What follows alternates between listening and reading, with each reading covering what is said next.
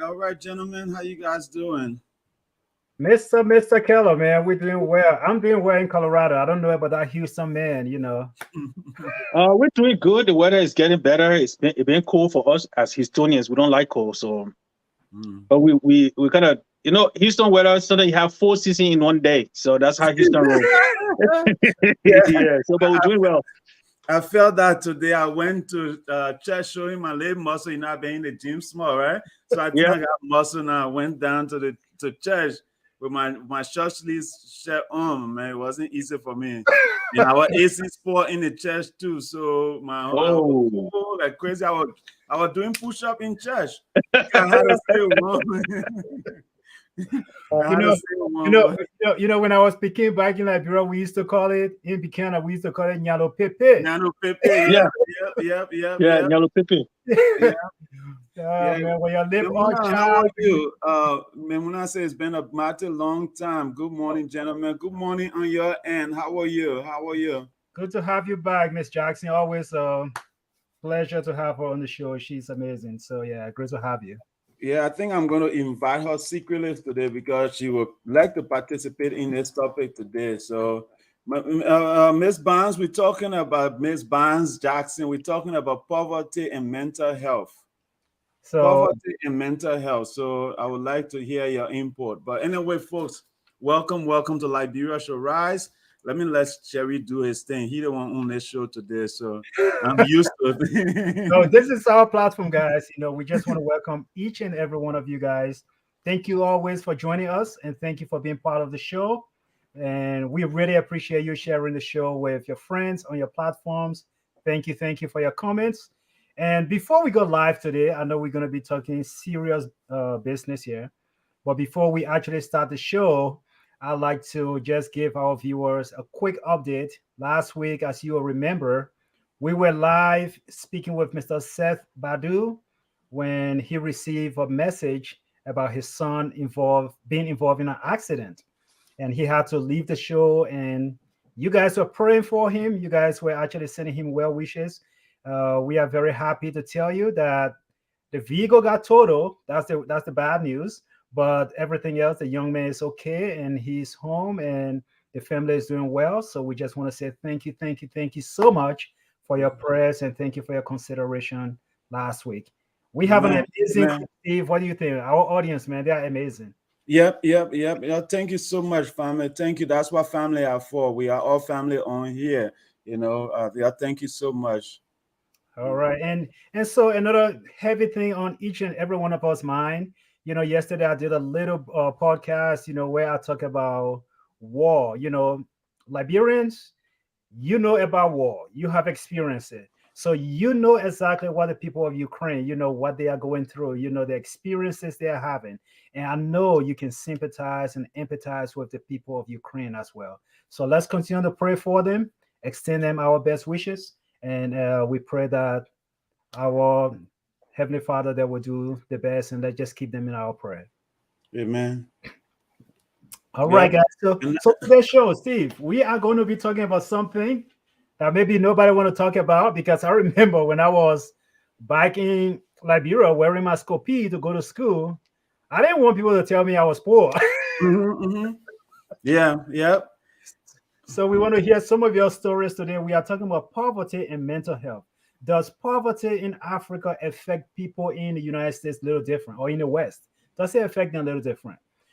Are we so ingrained in our strength that poverty does not really hurt us as much as it hurt other people? So these are some of the things we're going to be discussing today, and we're going to tie all of that into mental health. Mm. I hope you guys Sounds brought good. your stories, man. I hope you brought your stories. Yep, I'm ready. I'm ready. You think we should just go into it, or we should play the music so we can share the show in the meantime while people join us? So, I are think you ready now, or we should let the song go first? I'm nervous. So let's go ahead and play the song. Let's share the show. Yeah, because something that's coming out today. Something that's coming out today. I'm glad I'm home alone because yes, I'm gonna slap on my head too. Because the secret ain't coming out today. I'm home alone. I hope you are home alone too, Mr. Sapolosia, because we're gonna be getting you done. You know. No, I'm never home alone. I'm always home with somebody. Okay, But I'm in a secure space. okay, good to know. Mr. So Sherry, let the song go. So let's play our theme song, guys. I'm gonna play our theme song real quick, and as the song is going on, please go ahead, share the show. And as soon as we come back, we are gonna go right into this topic, and we want to hear from you. We want to hear your story. We want to hear exactly what got you through your time of trial.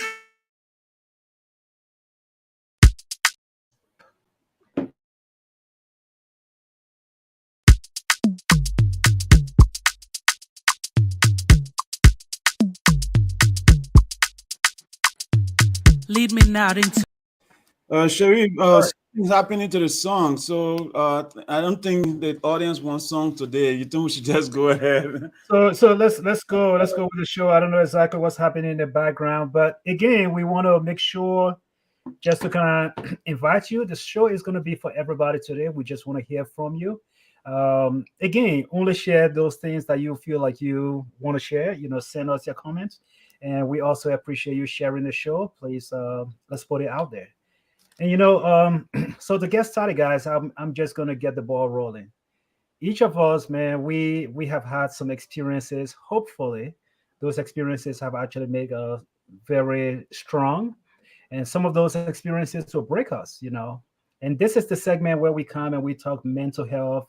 It's not the segment where we come and we are just happy about everything. We are generally happy on the show, but the fourth Sunday, we talk about these heavy things that people do not want to discuss. Mental health issues. What are some of those things that cause mental health, right? Yeah, and so today, we're going to focus on poverty for a little bit, and to our viewers, we always have Dr. Quita Roberts, but we gave her a break. She's going to take a vacation. So these guys going to handle this topic today. They all have had experiences with poverty. So let us go back and talk about our story. And the question we are trying to answer today is there a link between poverty and mental health? So that is exactly what we want to look at. And how do we actually put all of these together? Because if you look at Liberia, guys, and we say that link is so active and poverty leads to mental health, then maybe we probably have a lot of crazy people walking around in Liberia, and I just want to put that bluntly. But when we talk mental health, what are we talking? What does it mean in the context of Liberia, in the context of the Western world, and how does that affect people in a different way? So let us take it from there, guys, and let us hear your story. Let me hear from you, Dr. Positive, and I'm going to come to Mr. Sapolucia, and we will see exactly how this conversation unfolds. All right. So what's your question? Because me, I got a question for you. Oh, okay. So, so how about you go with your question for me first, and then we'll see what happens. All right, so I want to start with this, Mr. Sheriff. Yes, sir. The way you carry yourself, look how you sitting on that TV right now. You're looking shining, you're looking juicy, like what people call money man, right? Hmm. How did you manage? You look like you were born with silver spoon in your mouth, right? How Wow. did you manage to live with regular people like us when you're growing up in Liberia, where you were born, you looking like you were born with silver spoon in your mouth? How did you manage to kind of stay among us, the regular people in Liberia? You know. My man, I don't know if you ever ate something in Liberia called cocodolo. I don't know if you had that. or Gary Yoko, Ajeke. I don't know if you ever had those. I But don't know no, what you're talking about, but explain it for some of us to understand. You know? yeah, so those of you who don't know the cocodolo, I want to say it's something like a cornmeal. We used to add sugar in it and just add a little bit of water, let it rise, Mm-hmm. and you can eat that thing. It will go all day. It will carry you all day. So, so I'm looking at comments. I'm laughing. But no, Stephen. All honesty aside, I was not born with a silver spoon. I was not even born with a copper spoon in my mouth. Mm-hmm. And we struggle a lot in Liberia. I remember growing up as a little boy. We lived in Grand Bassa. I always say this. We live in Buchanan, Sepu Hill. That's where I live. That was my area. And I remember the gentleman who used to live next door to us, Mr. Amos Morgan. I believe that was his name. May his soul rest in peace. And that gentleman, he had a little black and white TV. Bro, we did not have a TV. And I remember on Saturday when we hear that song, Balawala, balawala, yeah. bro, we would go and they would not even allow us to enter that living room. You gotta stand to the window. We would stand to the window. It would be like 5 or 6 kids, man. We'll stand to the window and we'll be watching from outside. And if we sneeze, they would say, "Why you coughing to our window?" They would close the blind. And we would be over there watching TV. And so what I used to do, I used to tell them, "Hey, Mr. Morgan, I will sweep your yard. I will do this. So at least Saturday I can come and sit and watch TV." So they would do that for us. And so bro, that was life. But you know what? Honestly, I was very blessed. During those times, I was going to school, I was learning something. And I think the mistake that people made was they allow us to read and know that there's something better somewhere. And so as we begin to read, we begin to know certain things. We had this drive to make yourself a little bit better. Even in Liberia, make yourself a little bit better. Not just in Liberia, my hustle was already sharp before I even came to the States. And so that silver spoon, let's throw it aside, because I really, really hustle. And like I was telling you, I had a Scopie. There was a time in high school, Sapalucia, this man and I went to high school together. I had a shoes that they used to call Shine Forever. I wore that shoe until it bent sideways, man, because all the heels were gone. Yeah, But yeah. I had my pants so long that people could not see my heel. That was life, bro. And so, but God is good, my man. We went through it, and I think it really made us strong. And that is the whole thing. Wow. Wow.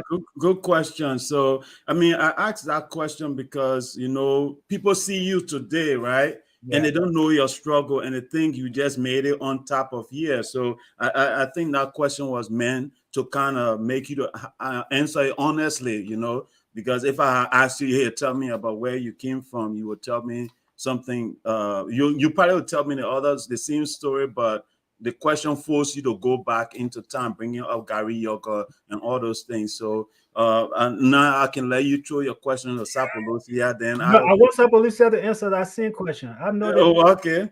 All right. Well, yes. First of all, I want to express our concern and our prayers for those in Ukraine.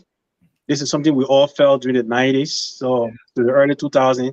So we know we may not experience exactly what they're experiencing, but we experience something similar to that. So just want to have that concern and put it out there.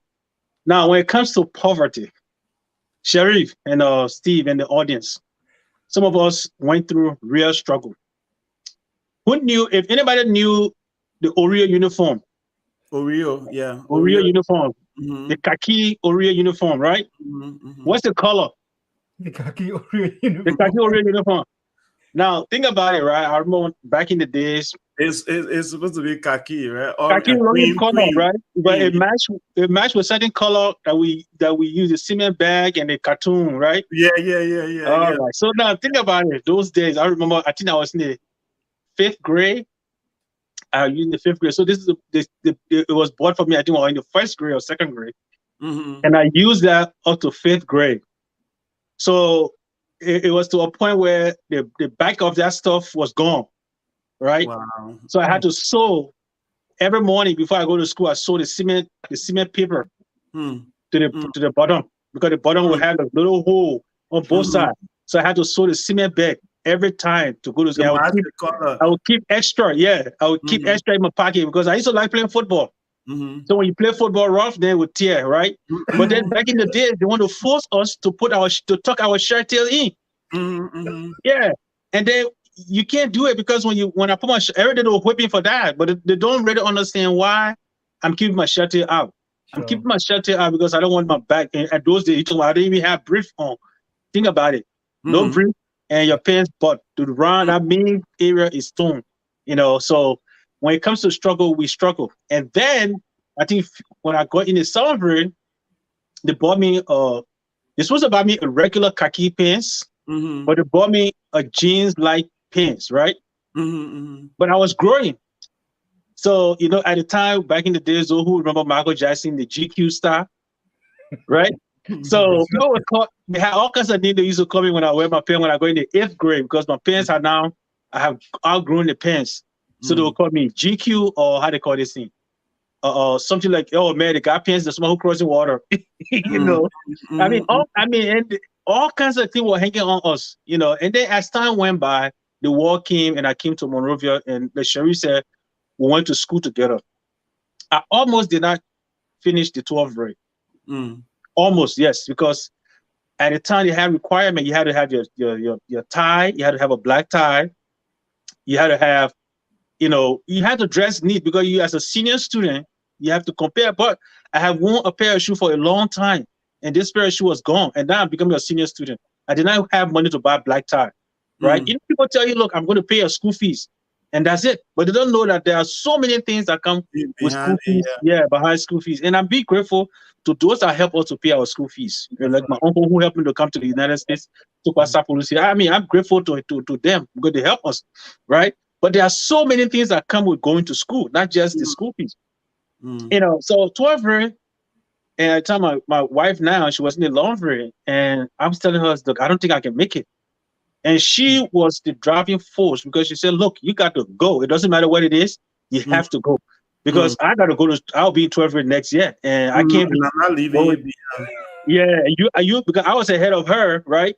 So you can't say you're not going this year, and maybe next year you'll go, then it'll become a more burden. So you need to go. You got to find a way to go, right? And then I found a brown shoe, a dark and black. I went down other side. I think I bought somebody doing a flash tie.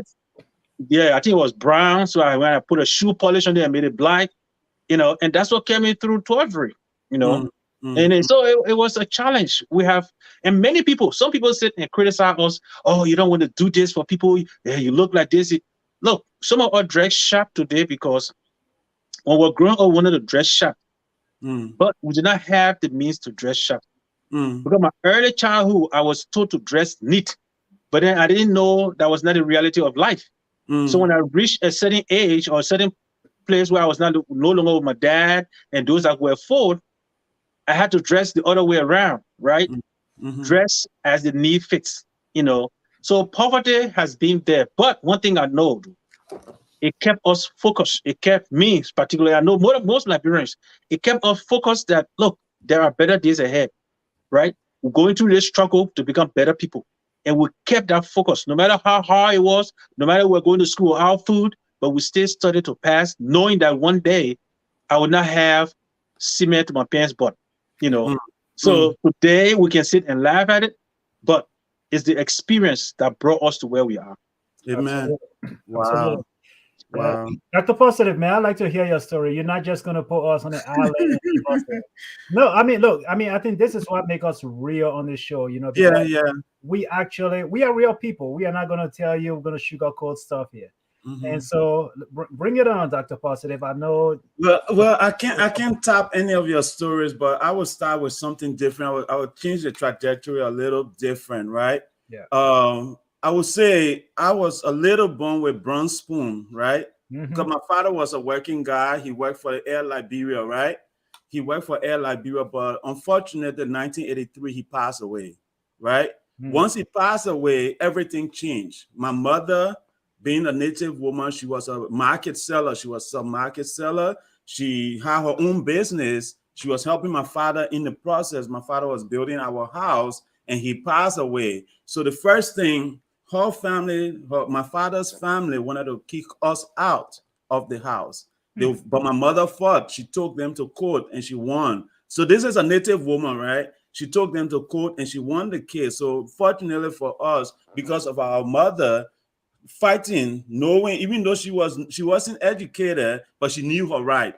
She said she built her house. She helped our father while he was at work. She was making donut, making bread, making stuff to help us, to help him build the house. So when our father passed away, his siblings and other people said, hey, this is our brother property. We need you to get out so we can come in with our family. My mom said no. So she kept us in there and fought to keep her property. So fortunately for us, we had a house to live in. So that house is still on the airfield. That's where we live. So for me, as far as shelter, we had shelter. Coming to school fees, there were 11 of us, my mom alone, right? Wow. Selling donuts, selling bread. So I had to sell donut, right? At an early age. I knew that's why I know how to talk to people, because when I was my best sale guy, I was her best market. Like when I go to the market, I can bring more fish than any of the other kids could buy. So I used to buy for the old mom. I used to go shopping for her and do stuff. When it comes to going to school, there were times that we got kicked out of school, right? But the woman had rapport with everybody. I mean, she knew how to talk. She knew how to get her way. So she would go and talk to them, and they would put us and keep us in school. But where I saw that we weren't rich, but I was satisfied that my mom was there. You know, she had the ability to make things work. So she would keep doing things and say, hey, Steven, I'm making donut, go and sell the donut. So Saturdays, I will go and sell donut all day. I'll I sell donut. And you have friends in school that their parents were dropping them off, and you'll be ashamed when these people see you selling donut, right? You kind of like want to dodge. And it happened that you don't tell my wife this. There was one girl that I used to like in school. She was passing. She saw me selling donut. I wanted to do Huawei, but there was no way. Where we were, right? Where we were, this place, I couldn't dodge her, right? So she saw me at that time. The woman had brought some coconut because the woman was always doing something different. So I had a coconut in a wheelbarrow. I was pushing this thing. This girl was coming. I wanted to do Huawei, but no way to why, you know. So I had to go one way, you know. But long story short, you know, that was elementary and stuff. But when it got to high school, it got a little more difficult. Where I was going to Monrovia College, right? I had to move from my mom's house to go live in town, right? Camp Johnson Road, to go to school.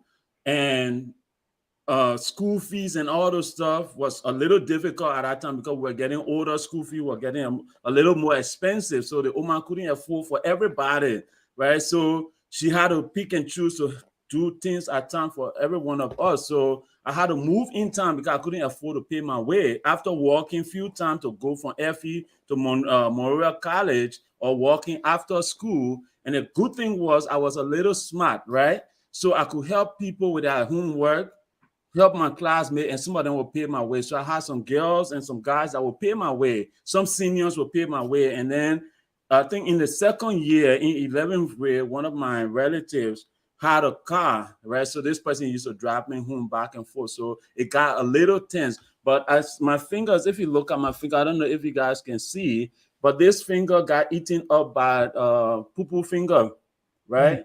And this was from me trying to wash clothes for somebody to pay my school fees, right? That person was paying my school fees and I had to wash for them. So my thing was, this is my experience. Like while washing the clothes, I spent the whole day washing the clothes from morning to evening. It was raining. This person never had nobody to help them for a long time, and they just kept the clothes in the bathroom.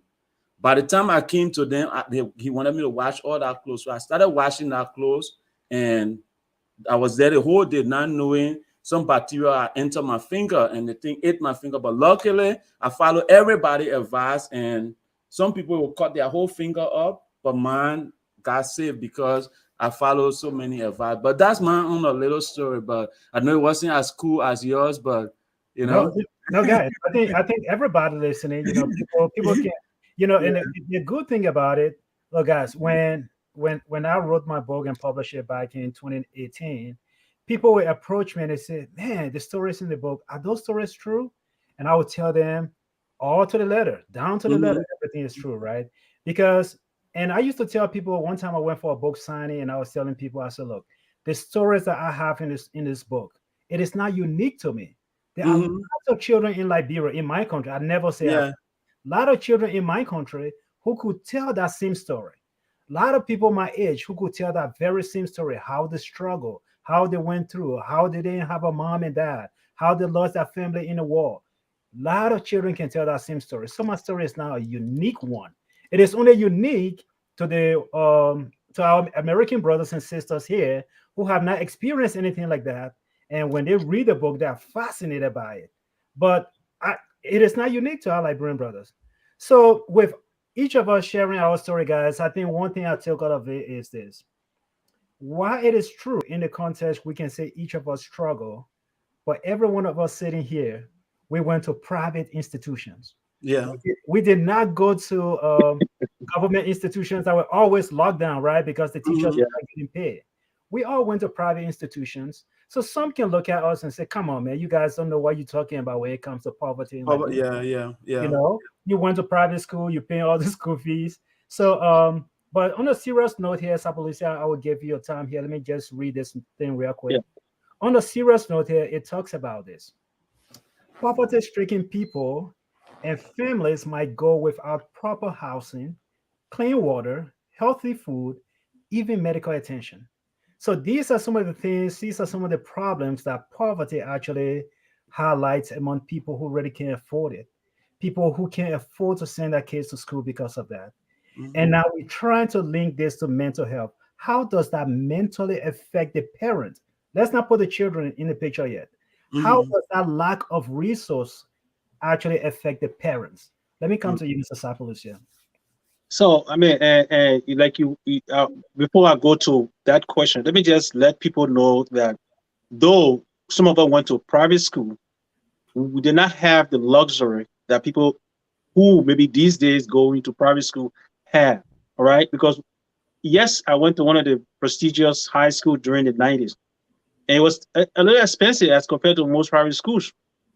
But at the time, if you would look, you could shake my hands, you would feel that I was working on the farm every day, because I was riding wheelbarrow and selling everywhere to make sure that I can afford that tuition, just the tuition and whatever had pertained to the school, not anything about me. No, every work I was doing was mainly about how I can pay my school fees and get through that door. Now everything that comes to how I eat, sleep, whatever, we didn't care. And so when it comes to the question you just asked, my brother, I know I have not experienced it as a parent, but just knowing what goes with the responsibility as a father to tell your child, go to school and I'm going to take care of everything. But then you flip that coin around, the father wants to tell that child go to school, but the parents don't have that money to do it. They don't have the ability to tell the child, look, go to SDA, go to Cathedral, go to or any school, and I'm going to afford the tuition. That's demoralizing. It is, because I did not do it, but I saw children where Their parents were sending them to good school, but there were things that they wanted, not the things that they needed, things that they wanted, and the parents were not giving them. And because of that want, they disrespected their parents. So, and then imagine somebody who is living in a community where they see their brother, their friends or their cousin or their relatives going to private school, and their father is sending them to a government school. What negative impact will it have on the father when the child comes and say, "Oh, look, your cousin John is going to private school, but here I am every day. I'm going to government school. They better teach." I know it's frustrating, and then that brings me back to, and I don't want to become political, but that brings me back to some statement that I heard from a finance minister telling the Liberian people that it is better to give the government officials, the elite government officials, more money so that fathers and mothers can go and beg them for money to send their children to school. Do you know how demoralizing that is? I know. For me to bring my father's statue to a lower statue to go and beg somebody instead of working and earning my own money that will support my children, my family, give them food. I mean, I know how it felt because I remember when my son, my older son now, at the time I was volunteering. He was very young, so he wouldn't remember this. I was volunteering at GW Gibson. I was now on salary, but that's the closest I could come to call employment, right? Where I would go and teach, and government was not paying at the time. But the strategy that I would use as a young student going to LDU at the same time was go in there, draw my questions, go to the Ministry of Education, they print it out, right? And then charge students to pay for the test. And that's how I took money home, right? So some days, if I don't have to buy, because my son used to like the junk food, if I don't have money to buy something to carry in a plastic bag, because once I'm entering the yard, that's what my son look for in my hand, a plastic bag, because he knows there is something coming, right? But if it is not in my hand, psychologically, you feel depressed, you feel inhumane because you feel like you are giving up on your child's needs, So I think it is horrible. The psychological effect is negative. So I would come to Stephen. I think Stephen has a better example of that. Just watching, maybe as much as you're comfortable, Stephen. Maybe this is something that maybe your mom talked to you about. But our parents, they are so wonderful, and if they were even going through some of those kind of things, they would never want the children to know. They would be behind closed door and cry, but when they come outside, they're laughing. Hey, Papa, you eat something? How you doing? But so 11 siblings. How was that like in your home? Well, but this is why I, up to today, as educated as I am, right, I do call my mom for advice, right? Because this woman had some skills of mental well-being. Like, she had this positive vibe. She was beautiful, first thing, right? So you never see her looking sad, ever. My mom was always ready to cook. She was always ready to say, "Hey, Stephen, I need you to go and get this thing for me, right? Hurry up, I need to cook for you to eat." Right? So me too, I will run straight to the market, make sure I get the right thing for her. So my thing was always making sure that I accomplish her task in time, because if I didn't do it, we wouldn't eat, right? And then, but the one thing that Oma had, like, down to the spot was, we left school about like 1 or 2 o'clock. By the time we came home, food was ready.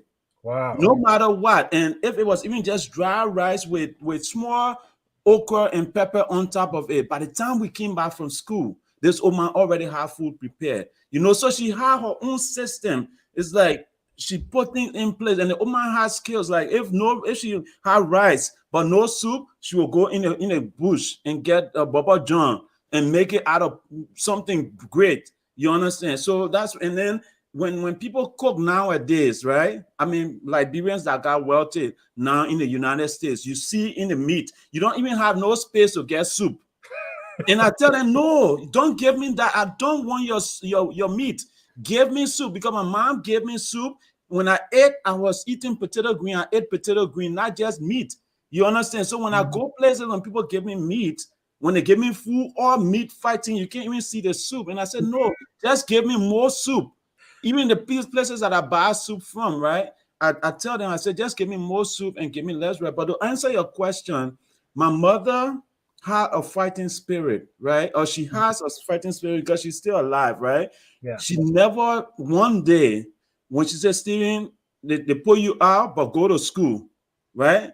She will say, go to school. That means she even already have gone to talk to the principal. She have gone to, and then one thing, I'll tell you this story. One day, how I know that I never had school fees. The school was cooking for us, right? And then they were giving us small beans and putting a lot of water in the beans. So it became like pepper soup when they were giving the food to the schools. And we went on strike, right? Because it would be like pepper soup and rice instead of beans and rice, right? When we went on strike, we, the leaders in the school, the principal decided to discipline us. So she called me to the office. She said, Keller, do you know that as you're standing over there on strike, that your mom don't have money to pay your school fees, right? And I'm making you to stay in school because you are a smart boy. Then you want to stay here and cause trouble for us. Yeah, I'm gonna be there. That was the first time ever in my life that I knew that my mom at times was struggling with school fees, but she never told us because she always had that rapport with the school or whichever institution it was. So, guys, we're going to take it from there. I think this is very, very fascinating, very interesting for our viewers and for everybody. And friends, we like to encourage you. We just like to keep encouraging you. Share the show, share the conversation, and let's be part of the conversation. Send us your comments. We have some comments coming through. And Rita was asking about Gary Yoko. Rita, I don't know, but I got a good answer there for the Gary Yoko thing. The Gary Yoko, I think it was something that came from either Ghana or Ghana, yeah. You know, we were little boys back in Monrovia, Rita. I promise you, this thing was awesome. You know, they would take the gari and they would put it in the bowl, and they would take the beans that Stephen was talking about. They would take a real good beans and add it on top of the gari with small red oil. Add some red oil on top of it. Oh, Rita, when you stir that thing, when you eat it, man, it carry you all day, my sister. I think I know Rita. Rita can tell me she didn't know Gary Yoko because we were on the same FE together, you know. So I don't know how Rita didn't know Gary Yoko, you know. All you gotta do is just keep drinking water all day. Yeah. No, and honestly, those things were delicacy, right? So I do eat them now. And they are delicious. Like when you eat them now, where you can afford to put extra things in it, brother. You in heaven, you know. Heaven on earth. But anyway, let's take it from there. Let me bring up Alicia. Let's take it from there, guys. When we talk about the mental health, and Stevie and I, we were talking about backstage, and we were saying, bro, you know, as we were researching the show, we just like, man, everything they're talking about here, this thing for, you know, just for joke's sake, this is Western world mental health kind of thing. Because imagine our parents, they go through all of that struggles, right? But they held it together. And one of the things that I found in our research from the Bogan Institute, it talks about one of the main triggers for depression that poverty actually brings is the fact that when your parents don't have and they are so poor, that pressure that it brings upon them can lead to depression, and it can lead to high anxiety, and a lot of different things start to happen in the family. But I never saw our society break down in such a way to say now is that because we are used to being poor, so as a result it doesn't affect us as much, or we just handle it a little bit different? Can I chime in on that first? Go ahead. Yeah, if you. Yeah, I think it has a few. I think it has a few factors that contribute to our resilience. I will call it resilient, right? I mean, I think one, if you look at most of us growing up, we're always told to be tough, especially we boys. We're always told to be tough. That's right. Right? To toughen it up. It doesn't matter what part of the country you were, whether traditionally, Western-wise, church-wise, you're always told to be tough. Secondly, those that have religious background were always hopeful. Because even our parents, look, I see it like when I compare United States with where we're from, there are some parents, most parents, in fact, the areas that I have visited, that if the father in the United States, when the father or the mother are not educated, they don't push their kids to go to school. In the States, they don't push them. They make them to be either worse than the parents here, or they just don't care. However, our people back home, it doesn't matter how illiterate they are. as long as they have seen that education benefits, they will push you to do your best That's to be right. educated. That's right. So I think those factors, knowing that we have hope, having the pressure or having the resilience to withstand whatever situation that came our way, I think those are some of the factors that push us. I don't necessarily want to say because we are always poor, because you might be poor financially. However, your spirit is rich. And I think that spiritual richness that we have in our culture kept us fighting the poverty or whatever circumstances we found ourselves in. Wow. Good answer. Mr. Keller, please go ahead. Yeah, and I think River says pro question here. I will answer it for him, right?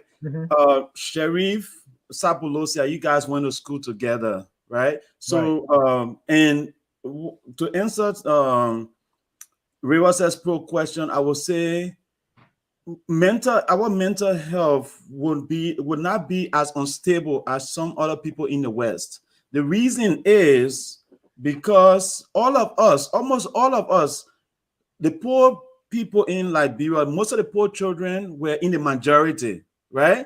So we had the rich people in the minority. So there were, okay, let's say all of us walking to school, you had 2 or 3 person that car were bringing them to school, right? So for us walking, we had conversations when we were walking, coming to school. When you're so close to somebody, that person walk you home, you go walk them back home, you walk halfway and stuff like that. So our mental health, I think we felt like it was normal for us. And that was our daily activity. So it wasn't like there were so many rich people. Like in the US right now, if my child have to walk every day, they feel left out because their friends, some of them are driving home, some of them are being taken to school by car. So it becomes a mental issue for the kids here more than I think it was for us in Liberia, because it was a norm for majority of us to walk to school, for us to be kicked out of school, for us to not even have recess money. You understand? So for us, I think it wasn't as impacting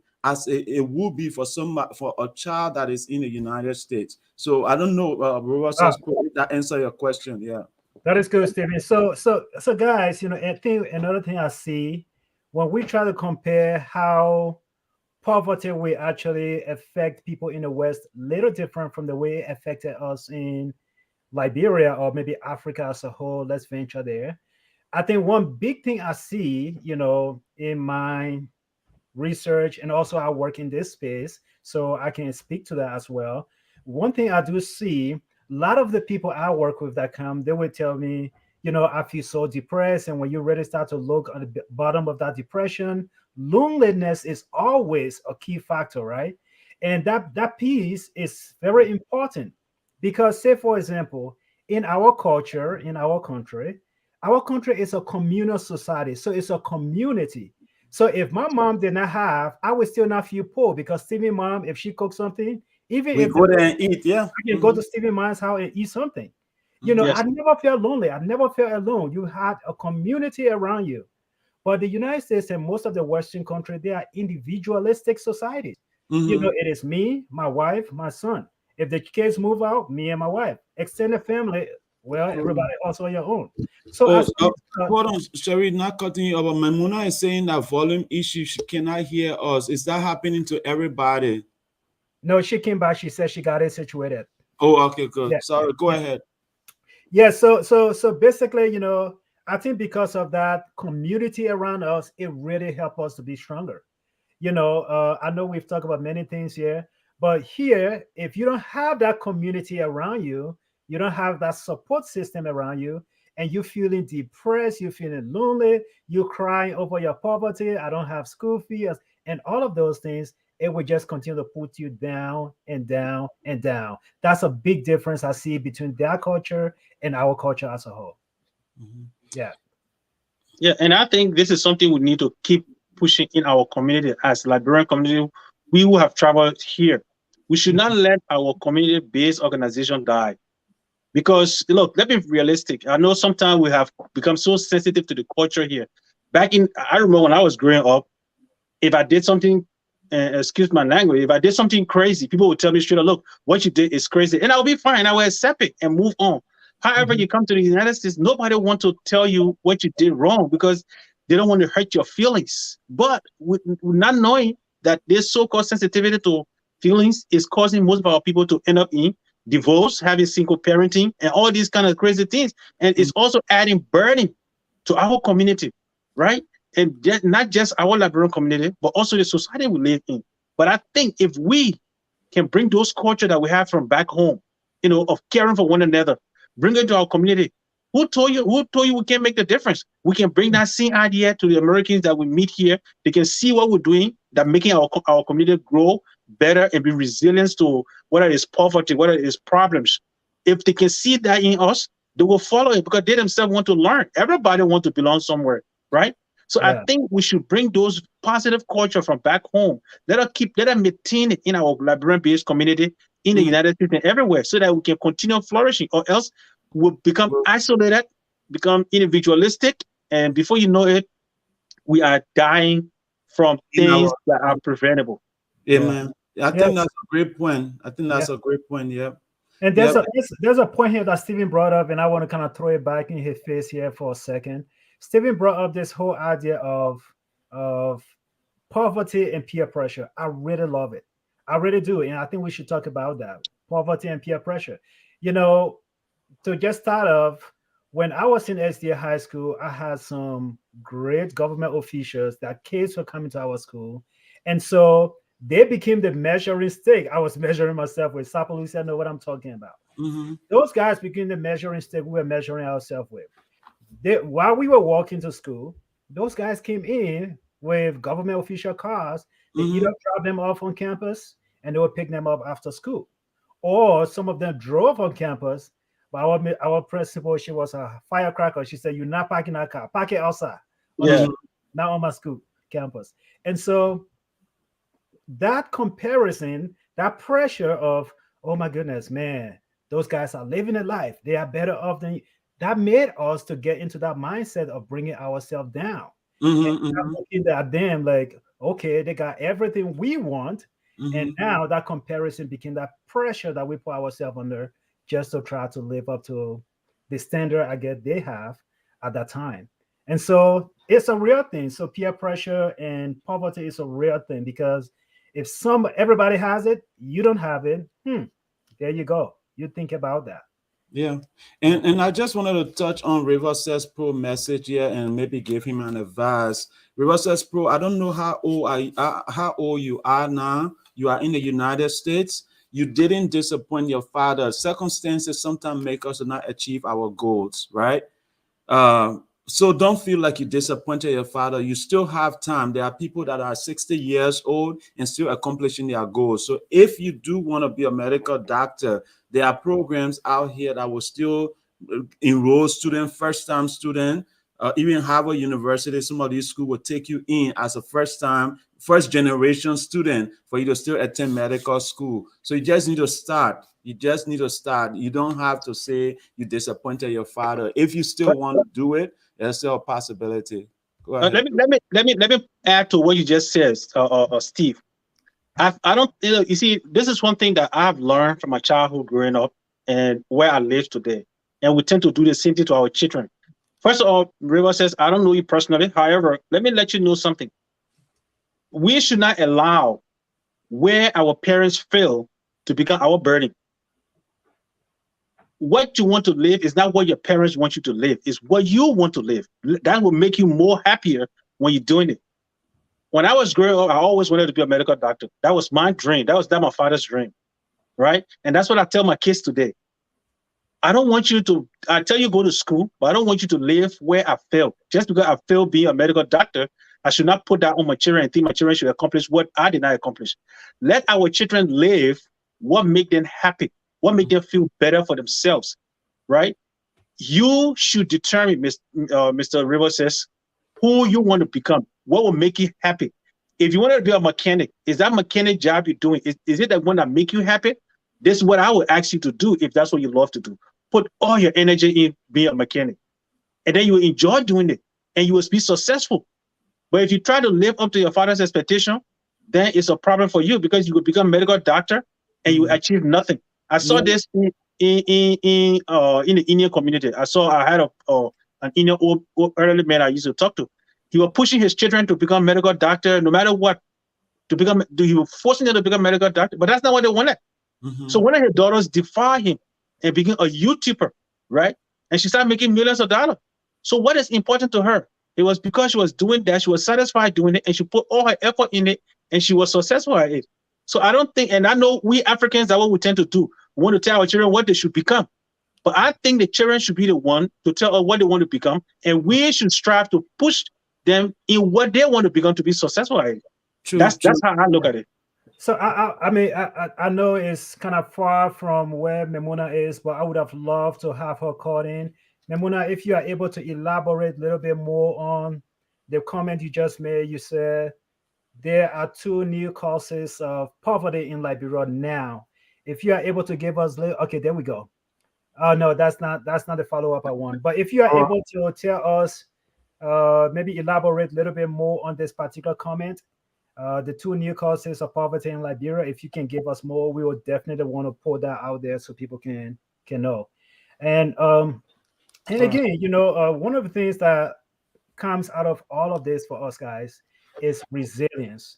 And you know, guys, you know, I am not going to sit here. I have benefited from where I am today in this country. I have benefited from this country a lot. And so I would never pull the United States down or any Western country down for that matter. But one of the things that we have going for us African, you know, is that spirit of resilience. You know, we are very resilient. We are not going to sit and cry for many things. We are not going to sit there and weep over certain things.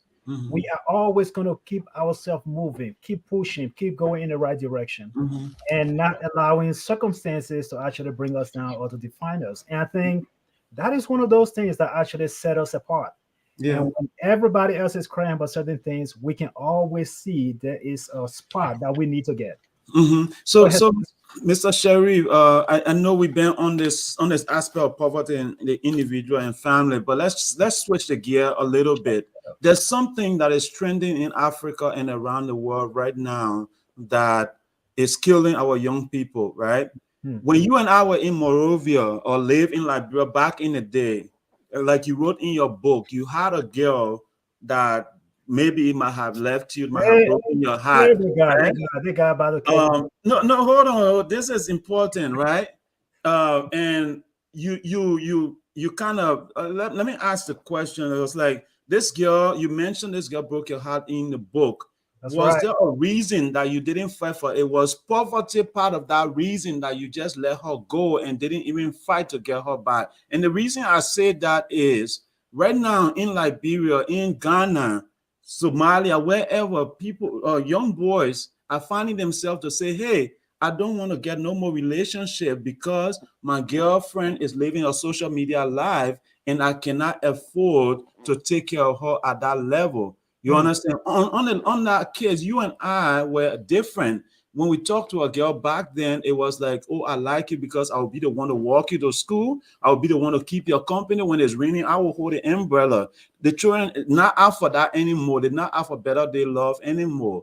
Now is you have to do for me now. If not, I don't want you. So you find these boys who at their peak of their childhood are supposed to at least have the chance to talk to a girl are saying, I don't want to mess with women or I don't want to mess with girls because I cannot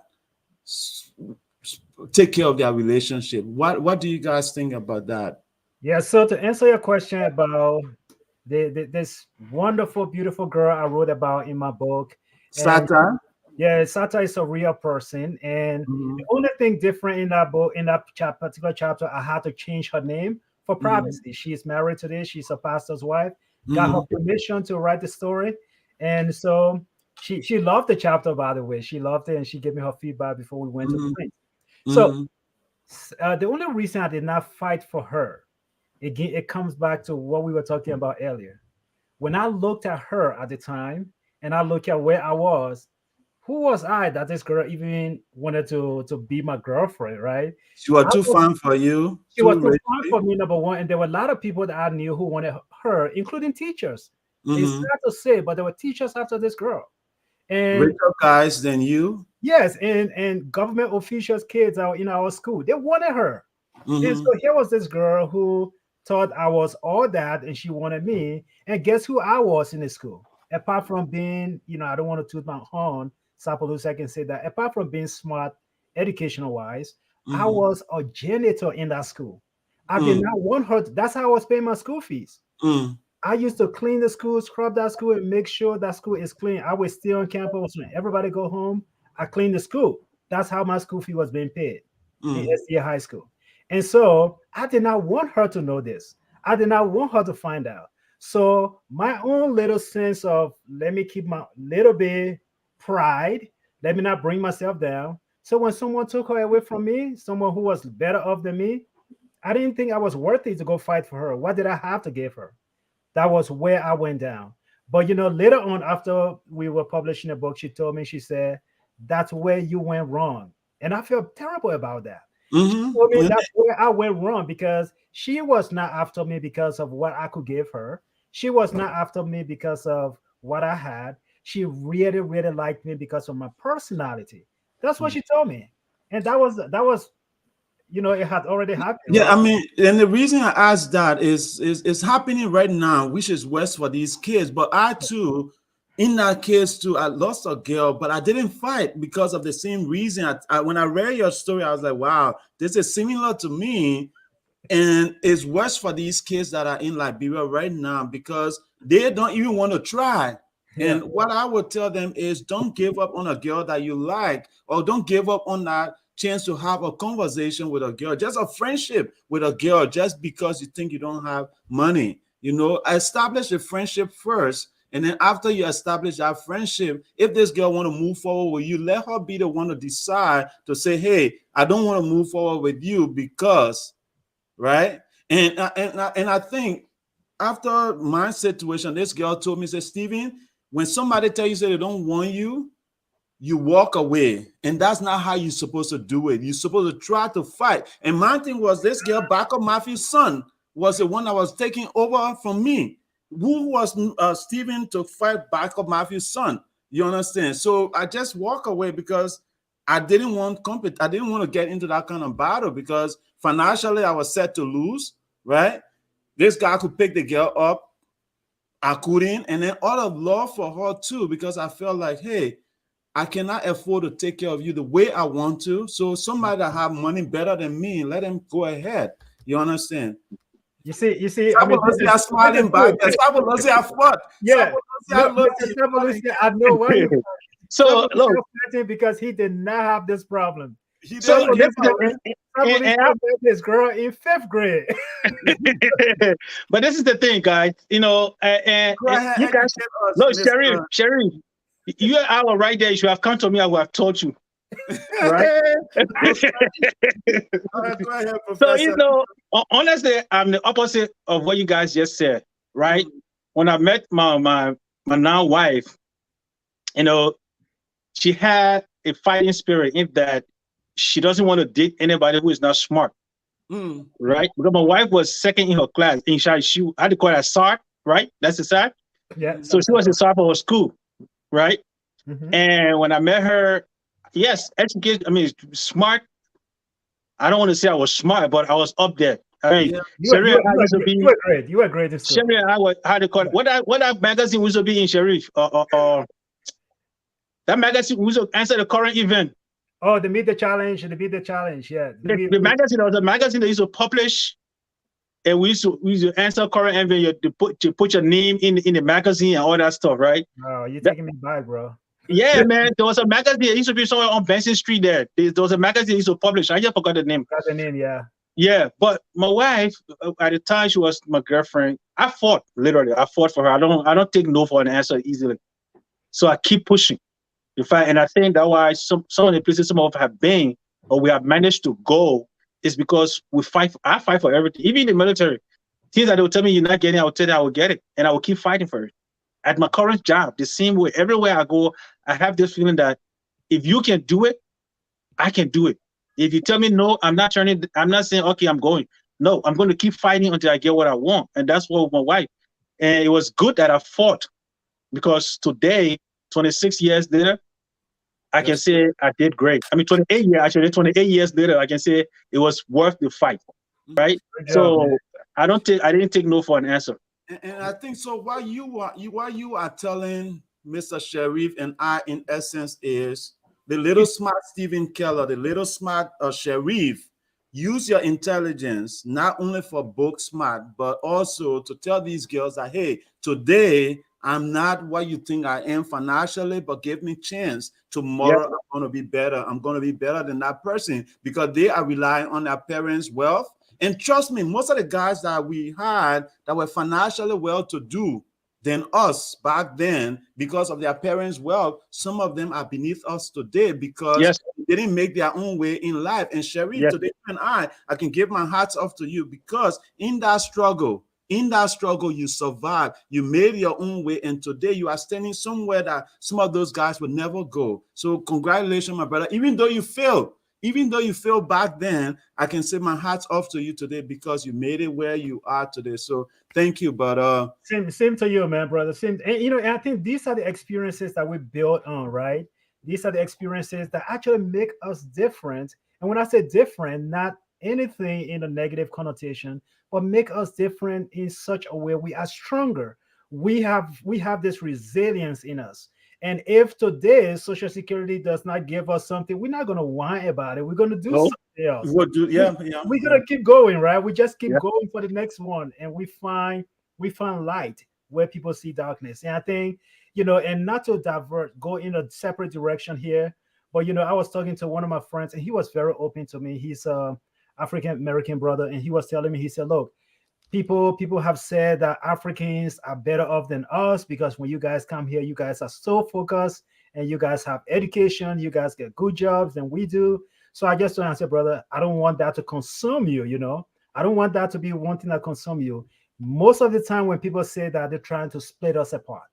But I want you to know that, look, we are on the same page, because if you look at the population of African Americans in this country, and then you look at us African, our percentage is very small. So if we go and get education, they still have many of them more educated than we will ever reach. So I just told him, look, let that not divide us, because most of the time when people report these things, they're trying to divide us. So, but we are different. We have this resilience. We have this fighting spirit. And I think that has actually helped us in such a way.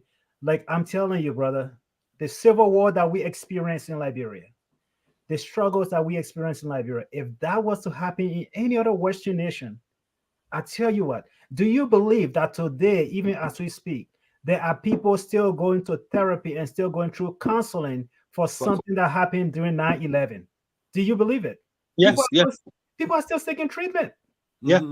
People are still taking treatment. And so that civil war we experience in our country, friend, if it was somewhere here, and I'm not trying to say people do not suffer mental health in our country. They are. But most people, they tough it up and they just keep going. And I think that's what sets us apart, our fighting spirit we have, And yeah, so that's Mamuna's response to the two things that she believes is killing Liberia today: social media and religion. I don't even want to go on the religion piece. Sapolucia got a whole piece on that. So,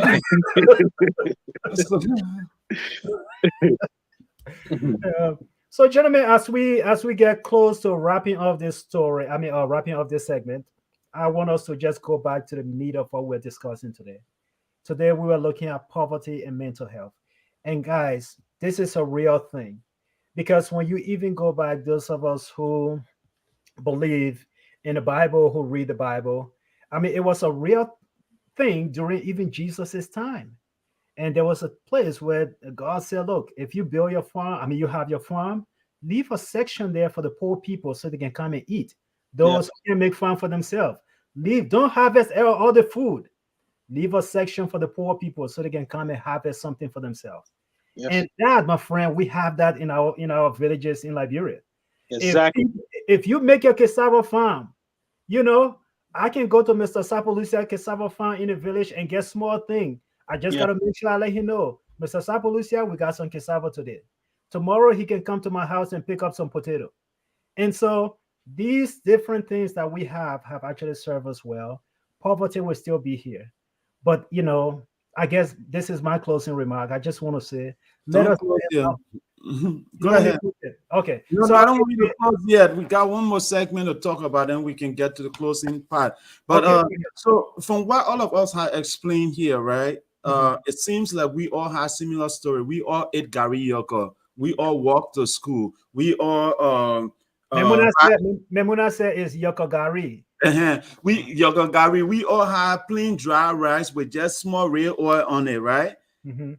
So based on those things that we experience, right? Do you think that people in our case, do you think because we are afraid to become poor again, do you think we become workaholic? Do you think we become addicted to fear, to the fear of losing out, that we work so hard and then we neglect other things like family members and other things?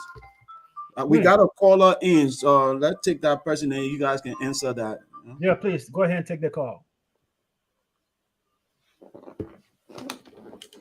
Hold on 1 second. Hello, welcome to Liberia Shall Rise. And where are you calling from? This is a man versus pro, man. I've been looking for the number. I never seen it. Okay. Welcome. I told you to save that number. You're a regular on here now. You can't not have our number, man. Welcome. No, I got it in the phone, but I will save it. Yeah. All right, what's up, brother? Go ahead. Yeah, not bad, man. Thank you for the show. This is very informative. You're welcome. Yeah. I mean, the point you made concerning, forcing children into what we want to do. You know, I made the same mistake with my daughter. My daughter, the labyrinth, all the nursing, blah blah blah. Now I forced my daughter into it. Now she's in Arizona right now. Kind of a little bit struggle with her, one of her major. Because she told me she wanted to be a lawyer, but I told her, Ma, I said, you see what we did to the girl. But anyway, my main question has to do with the mental health. I know you guys said that with growing up in poverty, we took those things as something normal, as a norm, the resilience. But then coming back to the United States, when you look at serial killer like Jeffrey Dahmer, when you look at guys like Charles Manson, when you look at guys like Timothy Marvin, those guys they had a messed up past when they were growing up. They had, they went through those kind of psychological problems. And then gradually, people overlook it. And then they grew up and they became serial killers. If you look, 70 to 80% of these serial killers there, those rapists, those evil people in the United States, they had a bad childhood. Some of them were bullied in school, poverty-stricken. So do you guys think, since we take it as a norm, some of us grew up in it and, we excel. But is there any way you can connect it to evil in Liberia now? The fact that we overlook it, we saw it as a norm, vis-a-vis the war, people opening people's stomach, and things. Do you think it has any connection? The fact that those early signs were not detected, and we took it as being normal. Suffering was normal for us. Our mother, our father beating our mother in front of us was normal for us. No food, we go to school, we begging was normal. Do you think it had an impact on us? And then when the war came, now we used and those things to implement some of those evils. Do you guys think it had any connection as far as the war is concerned, or as far as the stuff going on in Liberia, ritualistic killing, raping and all disappearances? Wow, that's a deep one, brother. Sherry, you the expert here. Go ahead first. So thank you so much, Mr. River Says Pro. I think that's a very good question. And let us be very clear, guys. Mental health is real. Studies have shown over and over that any trauma experienced by a child, childhood trauma events that took place, that can carry out into adulthood if it is not properly addressed. That is just the psychological study of it. So any experience you have as a child, if it is not properly addressed, it will carry out into adulthood, and that will have significant effects on that person, whether it is building relationship or whether it is actually maintaining a lovable relationship. It will have effect on you. But now when it comes to the question of if that actually contributed to what happened during the war with children doing things, we do not have a data that we can go and fall back on in Liberia. Say for example, in America or in any Western country, I could go to look for documentation or medical records on Mr. Timothy McVeigh that you alluded to, the guy who the Oklahoma City bomber. You can go and look at all his psychological documents, and you will be able to see from maybe when he was 7 years old, this is what he did. He killed the first cat. When he was 12 years old, he tried to run over someone with a vehicle. You have all of those records there. But our records in our country is so sketchy, it's so poor, and psychological evaluations were not done as a kid. So now to be able to connect that to being a causal effect of what took place in Liberia, it would be a conclusion that we cannot make on this platform because and also just to add to what he's saying, in a research of a previous show when I was doing the rape thing, right, a show on rape, I had called the Ministry of Gender, and then what is the new organization, the new ministry they just opened, I think the Gender Ministry or something. Ministry of Gender Affairs. Yeah, and I called them, I emailed them, right, and I said, hey, you guys have this rape thing going on in Liberia. For example, the people that are committing these rape, right, are they former warlords, right? Are they former rebels, child soldiers that are committing these acts? If yes, then we need to start as a country to start looking at these guys and doing counseling for them. If not, if it's just a regular guy that is on the street of Liberia that is committing rape just because he cannot talk to a girl, then there's a serious national issue that we need to make an emergency right now. You understand? But up to today, it's been 2 years since I sent that letter, that email. I haven't received a letter back from the Gender Ministry, right? So we don't have data. People that are responsible for stuff don't respond to inquiries, right? So it's a national issue that even for the next 10 years, if we don't sit down and analyze that as a country, we are set to have more problems than this now. You understand? So that's why I say on this platform always, in order for Liberia to rise, folks, we have to start now. We have to start collecting these necessary data. Why are so many people being raped? Why are so many people being killed, right? Once we start answering these questions, then we'll try to find answers. But if you don't have answers to a question, then you cannot find solution. You understand? That's so right. To tell you, brother, we cannot, like Cherie said, we cannot answer relatively to say yes and no on something. The people in power, policy makers, have to start gathering those data. You know, understand why? Before your other guy, because I just thought on Chucky Taylor. I think you guys, because not knowing this guy, I found out that he had a bad past here in the United States when he was growing up. They say he had not a good relationship with his dad. So then, later on when he trying to get out of jail when they recent stuff, that's when I started to connect little data. I said, hold on, so this guy had all this stuff going on in America. He had a bad relationship with his father. This guy, he did not, I don't know if he went to any kind of child counseling or boot camp or anything. All of a sudden, they sent this guy back to his father in Liberia. And look what he did to the Liberian people when he was controlling that thing. So, that's just the connection. Yeah, brother. That's why I'm there listening. Thank you so much, Mr. Webster Proba. I think you make a very good point. And there is, like Tita is saying here, definitely there is a correlation between violence and poverty. Like most of the individuals that you see in the country, for example, in our country here, most of the individuals that you see, whether, let's say, for example, I'm going to do an extreme example here. When you find today, if we started, let's say, rioting, or maybe people start to go on the street corner to say, hey, stop beating up Augustine Sharif, and other people come to be very supportive to help me. But then other people will take advantage of that particular situation and start breaking stores and start to loot and start to get other things, because again, it all goes back to I don't have it. So you know what? This is my chance. I'm going to take it. So these things always happen. So there's always going to be some sort of correlation that go in line. But with the case of Liberia, definitely we can say that there are a lot of undiagnosed psychological things that took place in Liberia. The only ones that we used to pay attention to were the people walking on the street dirty with tear bud, and we used to call them crazy people. Mhm. But apart from those people being on the street crazy people, there are lots of other undiagnosed psychological mental health issues in the country that will never surface because no one cared to show and there's no record. Yeah. Yes, and when it comes to that question the brother asked too, we can, why it is true we don't have a definite answer, but we can also do some correlation with pre-war Liberia and Mhm. post-war or wartime Liberia and post-war Liberia. Pre-war Liberia, for example, there were not many armed robbers in Liberia.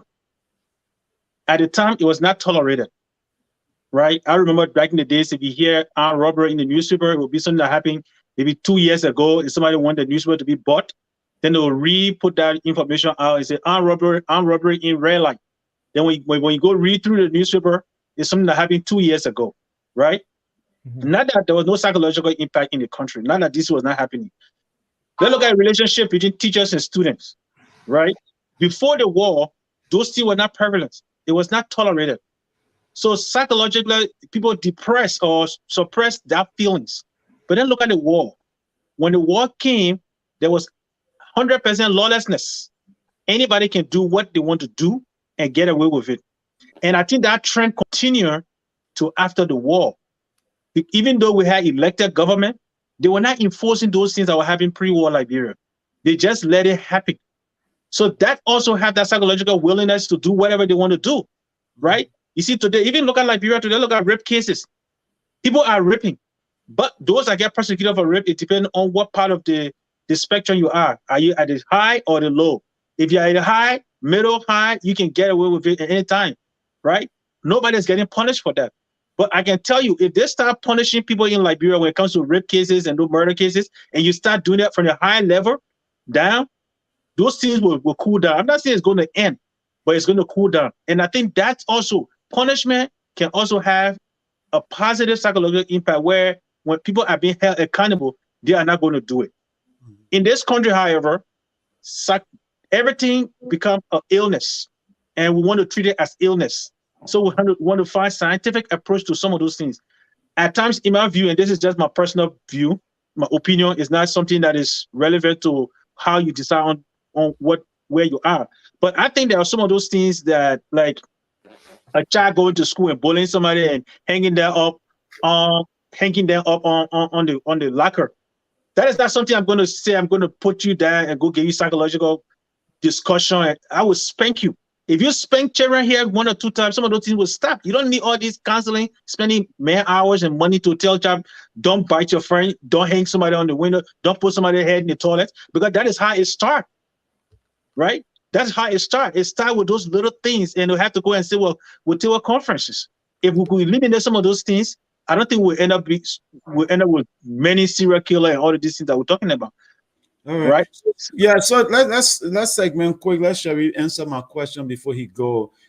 Sharif, quickly, the question I asked, because of our poverty, experience with poverty, or our kind of intercourse with poverty, right? Can you say that that has led you and I and Sapolosia to become workaholic, where we are afraid that if we don't work hard enough, we're gonna lose our opportunity to succeed? Yeah, and again, that's a very good question. And the way I would look at it, there's definitely this whole idea of, motivation, right? So a lot of people do different things because of different reasons.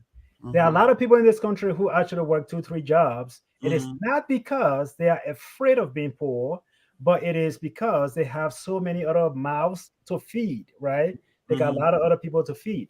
And also there are other people who find themselves working 2 to 3 jobs, again, not because they're afraid of being poor, but because they have this competitive spirit. Mr. Sapolus had just bought a house. I want to be able to buy a bigger one, and I want to be able to afford it. So people find themselves working for a house that they don't even live in. So, but that fear is still there. I think it's a real thing. And the better way to put this question, Stephen, is this way. let me just put it this way. Like, say for example, one of the things I was afraid of personally coming to America was I was afraid of staying in this country for 25, 30 years and go back to Liberia. And my friends that I left there, they have moved up educationally, and I'm just still on the block. I haven't gone far. Mhm. That's what I'm saying.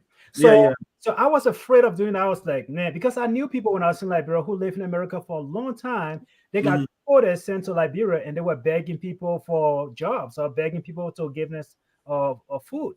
And so Mhm. I was afraid that, look, if I stay in this country, my friends, they always say, man, that's the greatest country in the world. The opportunities are there.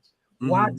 What did you do with that opportunity? Yeah, yeah. That's what I was afraid of. So that fear actually pushed me a little bit, like, I'm gonna go to school, I'm gonna get my education, and tomorrow, if for some reason you deport me, which of course I don't see, but if you do deport me, I can still go over there. I can find a job, respectable job, and I can do that. So that was the biggest fear I had. That's what pushed me. But I'm not afraid of being poor. I'm not rich right now, but by the grace of God, I'm surviving. Man, your spoon is silver now, man. Don't try that thing. Yeah, you got silver spoon now. Your children born with silver spoon now, man.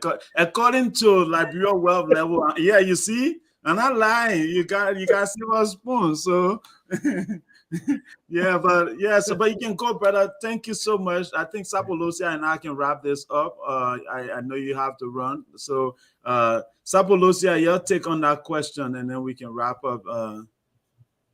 No, Yeah, I'm gonna stay here. I'm gonna hear what Sapolucia will say. I'm gonna stay. You know, if it's the wife's birthday weekend, I want to take her out, but I'm gonna stick around a little bit to hear Sapolucia. No, but I think Sherry hit the nail on the head. You know, everybody have different drives, right? And for me, growing up, I've just been that person who believed in education. That's who I am, right? And I like to use the Bible principle that says a man should leave wealth for his fourth generation. And I believe I have to be on that trajectory. I have to complete that. I have to live by that principle because, like, I think we all now know where I stand when it comes to the Bible. I believe the Bible is a book of principles that we all can use to help ourselves to become whatever we want to become. Mm-hmm. So I think, yes, what drives us is not trying to go back to where we were. You know, 22, 23 years ago, I was in the Somalia Drive era where I was sitting outside, where I was eating was not the best place. Where we were fighting, I was fighting with other living creatures for my food, where that they had not even a penny to put in it, right? So I don't want to go back to that position, right? And like Sherry regularly said, if you were deported, what become of you? I went to Liberia. I saw a lot of Liberians who came here, who spent 20, 30 years here, and they went back to Liberia with nothing. Some of them came here and went worse than when they got back, right? Because they spent 20 years, got adjusted to a different lifestyle. However, they did not educate themselves to the level that when they go back home, they can compete with those that are there. I can tell anybody where I am now. If I went to Liberia today, I can compete with anybody in Liberia for a job, and I can prove mine, right? Oh, and I think that's what pushing. That's what pushing us to try to maintain some life standard here, so that when we go back home or wherever we go, we are marketable. That should be the best. I think that should be the best idea to have, that wherever I am, I should be marketable. When I leave from here, I go to Europe, I should be marketable, right? So I think that's what drives us, especially we Africans or Liberians that come here. All right, thank you guys. And on that note, I think we can all end here so we can go with Sharif. But folks, family, thank you for spending your evening with us. This was a great conversation. Thank you, Riverside Pro, for calling in. Those of you who participated, your comments, everything is highly appreciated. You know, we really appreciate having you guys on here to listen to topics like this. You know, Mr. Sharif, this Pastor Robert said, it's a great principle and it's a word of God. And he said, you are rich in the Lord, Mr. Sharif, you know. Thank you, Pastor Robert, and thank you for the birthday greeting to the wife. Yeah, so, yeah, but thank you all for joining us, folks. On that note, we want to say thank you. Is life itself, I think, Mr. Sharif, you can go. Let me and Sapolosia end this. Happy birthday, Mr. Sharif. I will let the wife know. Thank you, guys. Deb, happy birthday. I will sing for you birthday song, but I don't usually sing on Sunday. So next. We don't want you to spoil the woman's birthday, so don't say I that. just being quiet against me. No, I don't sing birthday song on Sundays. Birthday songs, yeah. But next year when it fall on Monday, I can sing. But Cherie said I'm gonna spoil her birthday, so I will agree with that too. But yeah, That's snowing heaven. yeah. Bye, gentlemen, and thank you so much to everybody. Thank you, Memuna, and thank you to all of our audience. Thank you for All right, sharing brother. the show. We'll see you next week. All right, Yes, sir. take care, brother. Take care. All right, Sapalucia. So I think this was a good one, and thanks for the honesty too. You know, because we have to tell our audience, kids that are reaching out to us from Liberia, seeing us today on social media doing talk show, they think that we just made it up here, and I want them to get rid of that notion. You know, kids call me for help, and I'm like, what do you have to offer me? Right? You're asking for help. What do you have to offer me? You know. And usually they don't have no answer. Everybody just want. They don't want to give anything, you know. Yeah. So my advice to kids in Liberia, if you're reaching out to somebody, even on social media, and that person answer your call and you happen to ask them for help, offer something in return so that the person can say you're not just another kid who is trying to reach out to as many people to get help, and you just walk away, go and enjoy yourself, do your jolly, then you find 10 other people to contact. Because yeah, so that's my advice to these kids in Liberia, and to the young kid that might be out there that in our shoes, where you are struggling socially to interact with people. I would say talk to that girl you want to talk to that friend you want to talk to, because life doesn't remain the same ever. Life doesn't stay the same ever. So make that move, talk to that girl. If you have to, talk to her and become her friend. You know, maybe through your friendship, she might find something in you that is unique enough that she won't even be talking to you about money. But having friends help your mental well-being. And one thing that gave me hope in Liberia, I'll tell you the truth, was education, one, right? But that ability to see a girl, and that girl, you see her way beyond your means, and she say, hello, Stephen. Right? You say, oh, I want to know you. I want to be your friend. And that girl say, hello, I'm okay with it. But she don't ask you what you have to offer, but she just want to know you.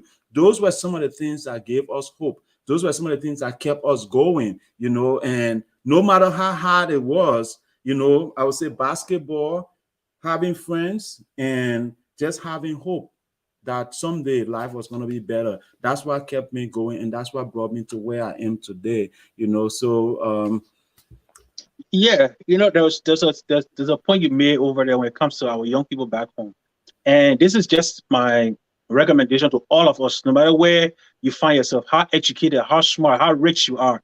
You know, most of us come from the bottom, but when we get at the top, we do not want to go back to those people that are down there, right?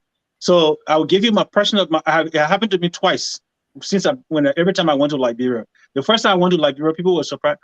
In fact, first 2006 when I went to Ghana, I met my friends, my way back days, people who did not live in the community. That I was willing to sit with them in their the little, because they had a little squad where they were sitting. Because they said, "Oh, let's go out to the shop to the hotel or place to sit and eat and drink." I said, "No, yeah. Let's sit right here. Yeah, cook right here. I will give you the money, cook, and let's eat." You know, and they cook and they eat. I said, "Why not? When your people come here, they don't do that." I said, "But I'm not those people. Just because I went to America doesn't make me different. I'm still Emmanuel, right?" And when I went to Liberia, the same thing. You know, and people are surprised that you leave from America, you go and you hang out with people that you used to hang out with. This is what causing some of those young people to feel that once you sit on these platforms, you never suffer like them. And sometimes it's because of our attitude. Yeah. Because when we go, we see them, we're too good to be with them. Even some of our people who in Liberia, I saw that myself. I saw some of my own brothers who they were suffering more than me when I was in Liberia. But because they're up in some ministry now, so even see these guys to talk to them, they think they're too big to sit with you. Yeah. And they're in Liberia, they don't want to sit with their own people, their own brothers and sisters. They don't want to sit, they don't want to be around them. So they make them feel that, look, I'm up here, I was never down there. I think we all, no matter where we find ourselves, please reach down to your community. those people that look up to you, sit with them. I'm not saying put yourself at risk, but I'm just telling you, find time and let them understand your story. Then they will appreciate the life that they have. And that will also give them hope. That's how we change Liberia. That's how we make Liberia rise. We have to show people that I was not always in America. I was not always affording to buy a vehicle. I was poor. I was walking by line. But they won't believe it until you sit with them sometime and talk about it. And you show them streets that you walk on.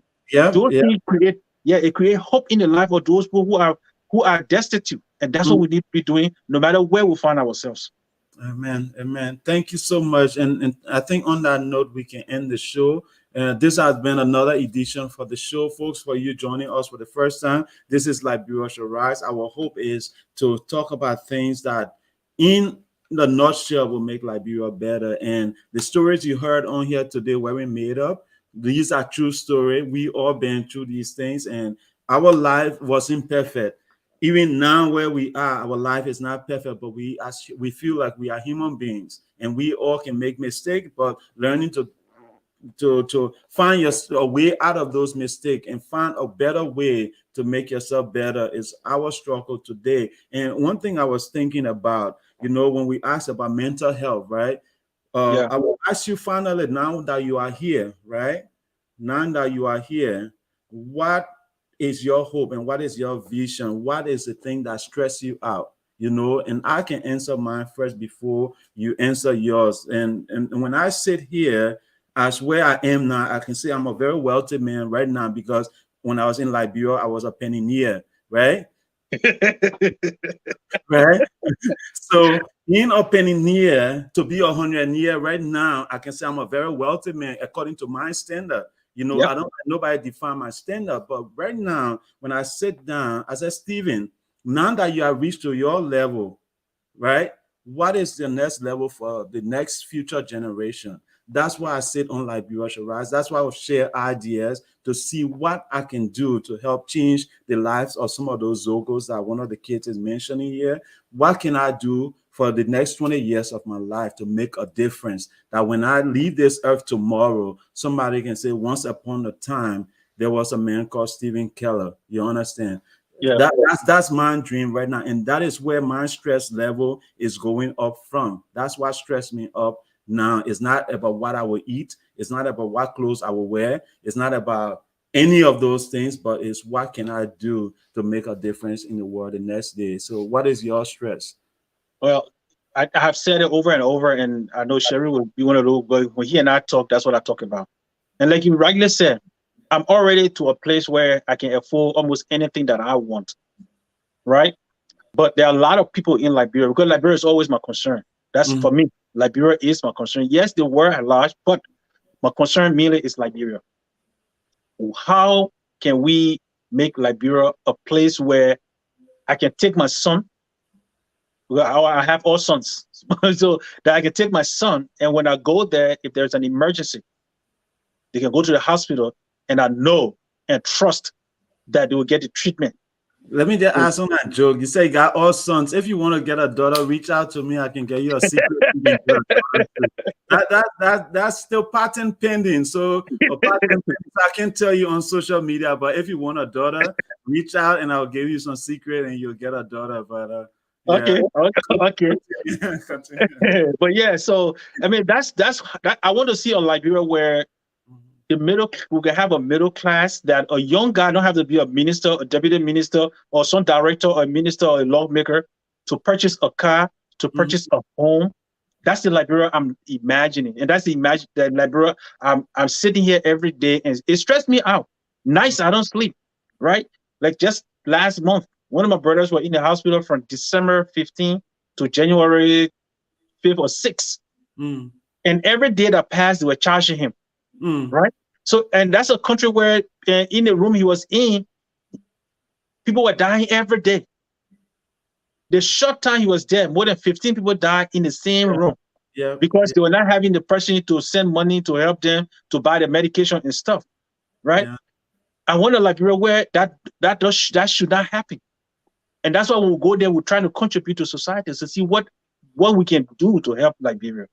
That's what stressed me out. That's what kept me up. a Liberia where I want to go when I get old, and I don't have to worry about coming back to America for treatment. No, and that's what we want. If Liberia is going to rise, we all have to be thinking that way. All Liberian descent, even the children, and I tell my children the same thing all the time. You got to fight to make Liberia better, Mm-hmm. and that's what we should be thinking about every day. Every Liberian, that's what we should be thinking about. Amen.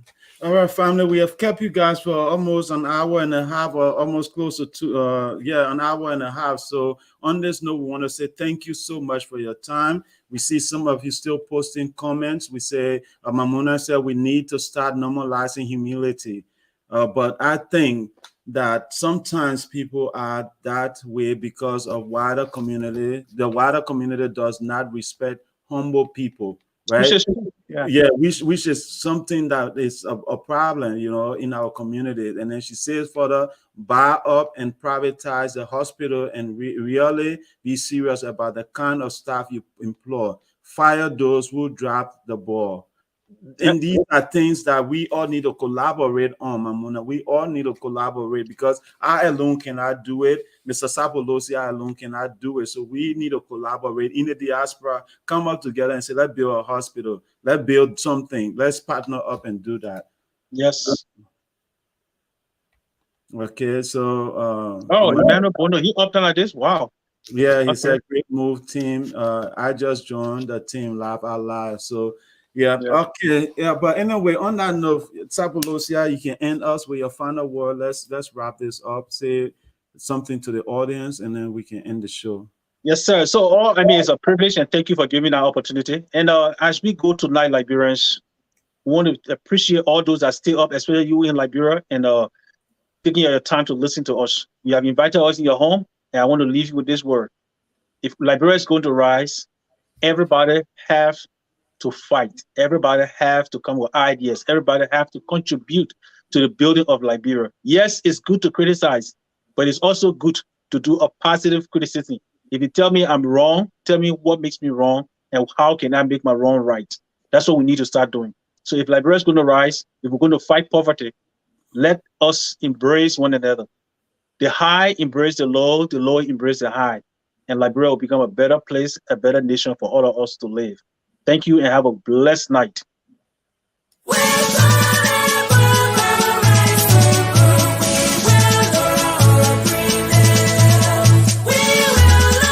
Our music doesn't seem to be working today, so we'll just end the show, folks. Thank you so much. Yeah, music technology is failing us today, so thank you so much.